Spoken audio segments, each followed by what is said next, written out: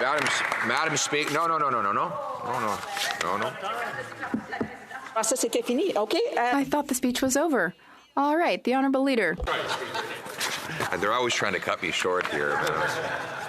Madam Speaker, I will be splitting my time with the member for Louis Saint Laurent, in fact. So it's not just the rest of my speech you'll have a chance to enjoy, but also his incredible oration.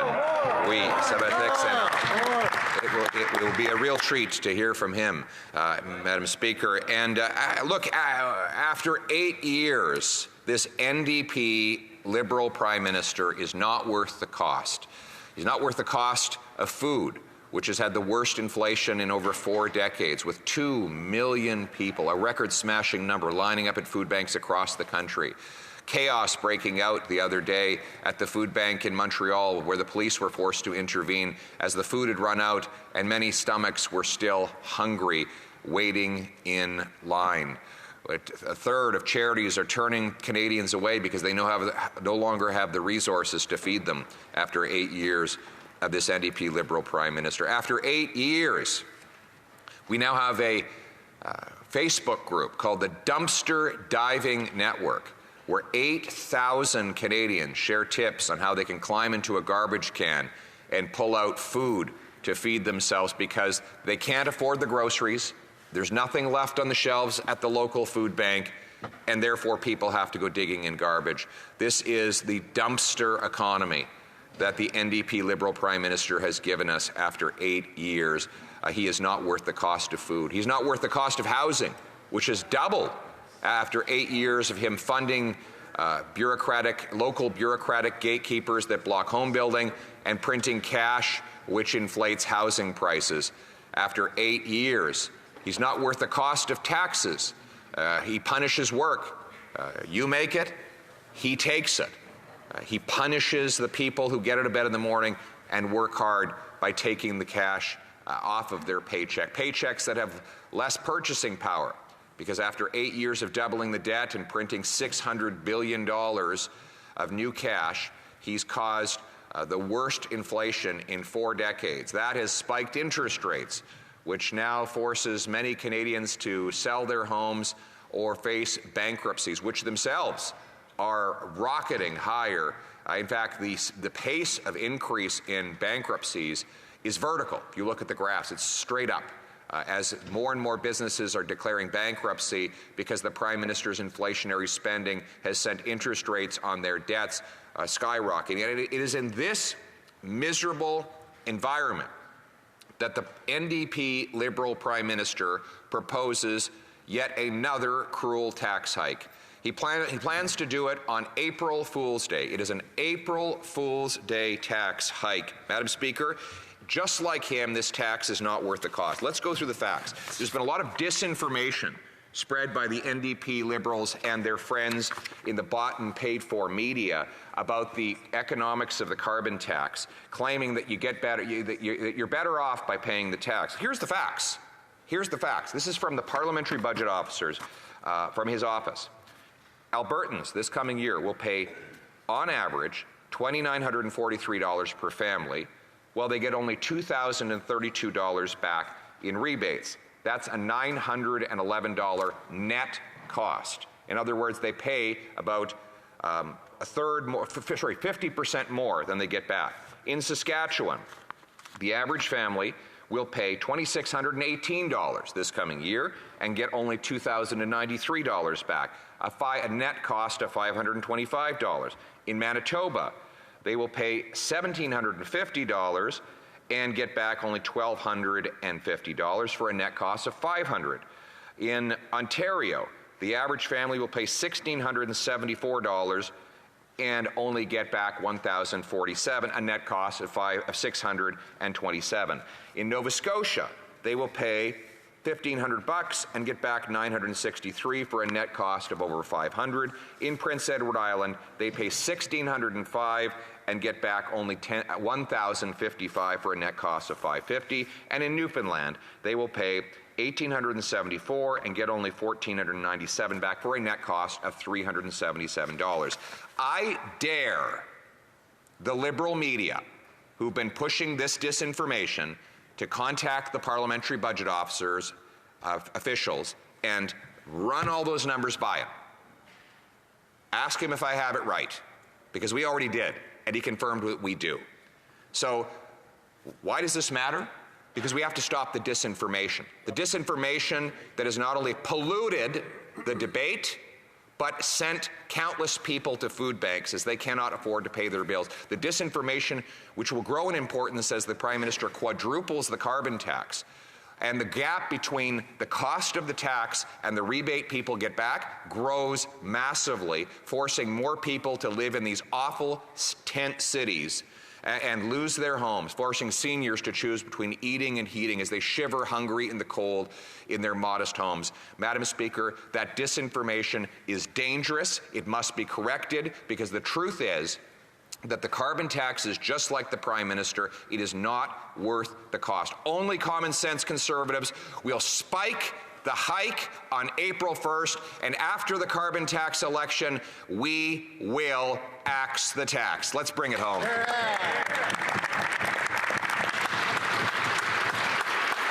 Questions and comments. The Honourable Parliamentary Secretary, the Government House Leader. Yes, Madam Speaker, I'm wondering if the Leader of the Conservative Party can explain, when he talks about the spreading of disinformation, I would ultimately argue he is the king of just doing that through social media.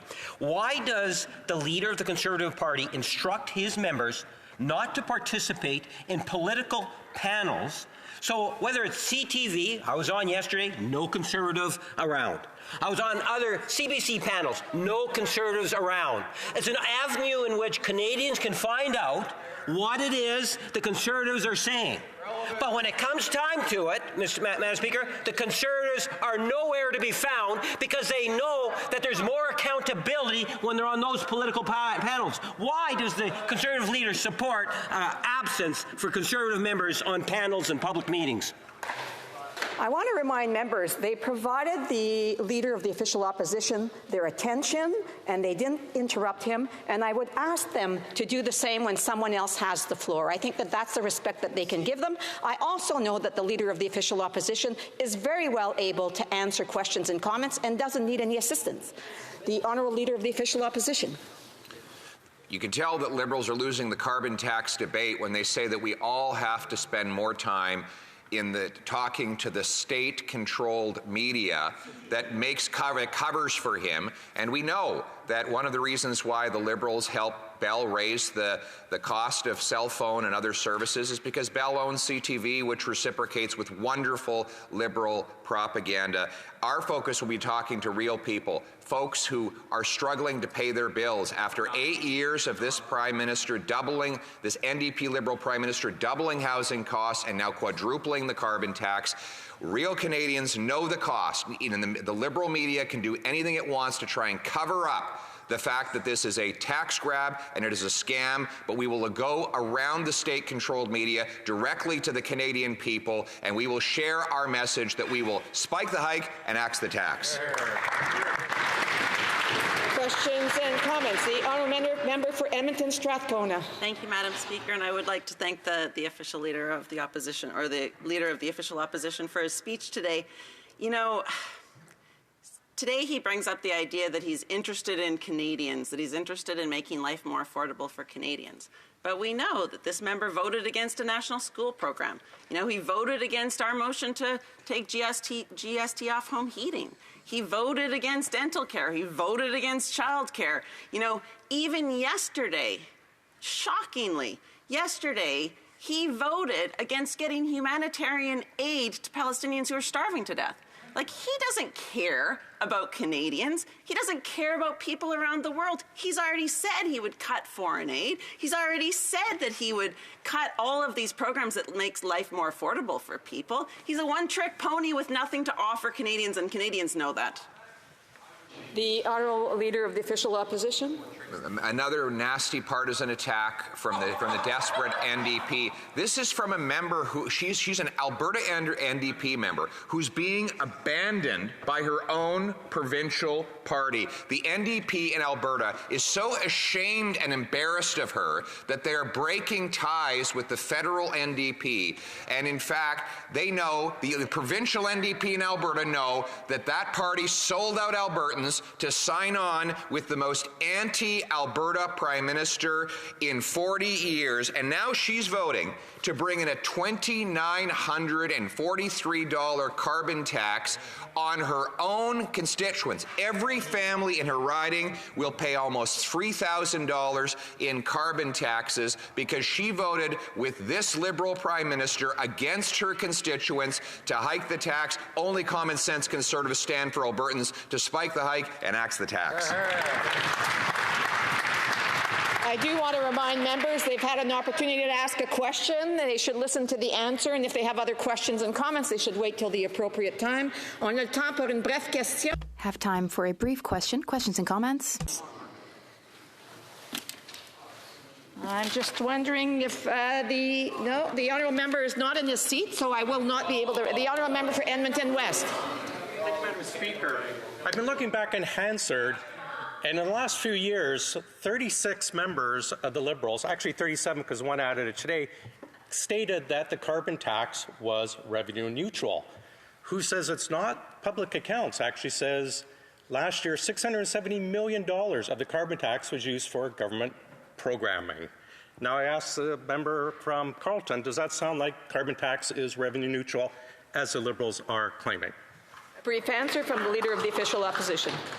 No, it sounds like the government wins and the taxpayers lose. They take in more money in direct tax revenues from the carbon tax than they pay back out in rebates. Worse than that, the carbon tax, according to the PBO, the carbon tax destroys so much economic activity that it leaves people worse off than the direct carbon tax that they pay. And that's why when you combine the economic and the fiscal cost to the average family, Canadians are losers. But the good news is, when common sense Conservatives spike the hike and axe the tax, Canadians will be winners again.